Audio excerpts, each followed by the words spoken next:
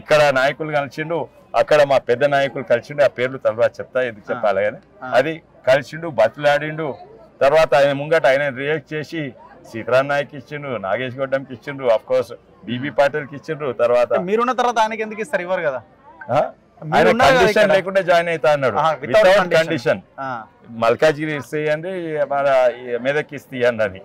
అది కూడా మీరు ఎందుకు వదులుకున్నారు మరి? మీకు ఇంకా అడ్వాంటేజ్ అవుతుంది కదా మీ పక్కన వితౌట్ కండిషన్ అయితే మీకు వెల్కమ్ అని చెప్పిన, వెల్కమ్ అని చెప్పిన. కానీ ఎవరైనా హనుమాన్ల గుడి బ్లాస్ట్ చేసినోనికి ఇక్కడికి వచ్చి జై శ్రీరామ్ అననిస్తారా? బ్లాస్ట్ చేసిండా హనుమాన్ల గుడి కేసు కూడా వచ్చింది రామారెడ్డి స్టూడియో పక్కగా. హనుమాన్ గుడికి పొక్క పెట్టిండు. అదే కాక ఆయన చెప్పుకున్నాడు, అవును మాది రెడ్ ఫోర్ట్ ప్రాపర్టీ నేను తీసుకున్నా.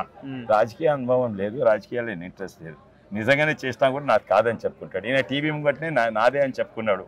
నేను చట్టపరంగా చేసిండు. ఆ ఫోటోలు ఉన్నాయి. హనుమాన్ల గుడి బ్లాస్ట్ చేసిండు, పొగొస్తున్నది. ఇప్పుడు అక్కడ రియల్ ఎస్టేట్ 3 అంతస్తులు కట్టిండు, కోర్టు ఆర్డర్లో బంద్ చేసిండు. ఇప్పుడు అది అమ్ముకున్నట్టు ఇక్కడికి వచ్చి జై శ్రీరామ్ ఎట్లా అనగలుగుతాడు? అయితే ఆయనకు నాకే ఇవ్వలేదు టికెట్, వాళ్ళకి ఇచ్చిందని ఇంకా ఇన్సల్ట్ ఫీల్ అయింది. ఇంతలా మధ్యలో కాంగ్రెస్ పోతానికి ప్రయత్నం చేసి ఊరికొచ్చిండ్రు. నేను కాంగ్రెస్ పోతే పీక్క తింటారని. ఇప్పుడు అక్కడ గుంజేసిండ్రు, పులి పట్టుకున్నది, పీక్క తింటుండ్రు ఆయనను. ఆయన కాంగ్రెస్ నాయకులనే బతిలాడుతుండ్రు, నాకు ఓటే నాకు ఓటే అని. కొండా విశ్వేశ్వరరెడ్డి మంచోడే కానీ కాంగ్రెస్ కోటేయాలని రేవంత్ రెడ్డి కూడా చేవెళ్ళ మీటింగ్ లో చెప్పినట్టున్నారు కదా. అంటే అప్పటికి రంజిత్ రెడ్డి కన్ఫర్మ్ కాలేదు, ఎన్నికల సునీత మహేందర్ రెడ్డి ఉన్నారు ఇంకా అప్పటికి. ఆమెకి టికెట్ వస్తుంది అని అనుకున్నారు.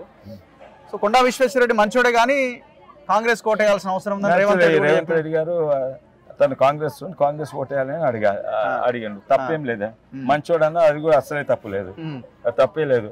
ఇంకోటి ఏంటంటే సునీత మహేందర్ రెడ్డి తీసినాయి అనుకుంటా ఎక్కడనో ఢిల్లీలో పైరవీ చేసుకొని పైసలు ఇచ్చి ఆయనకు చేంజ్ చేసిండు.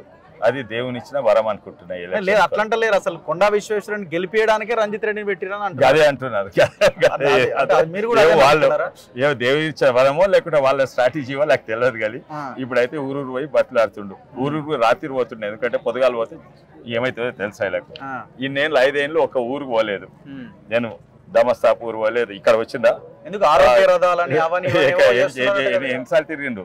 ₹1 ఉంటే ఏదో రథం పెరిగింది 4 ఊర్లు తిరుగుతూ అయిపోతుందా? ఒక ఊర్లో అడుగు పెట్టినోడు, ఎవడైనా గుర్తుపట్టనోడు ఆయన ఎట్లా వస్తాడు?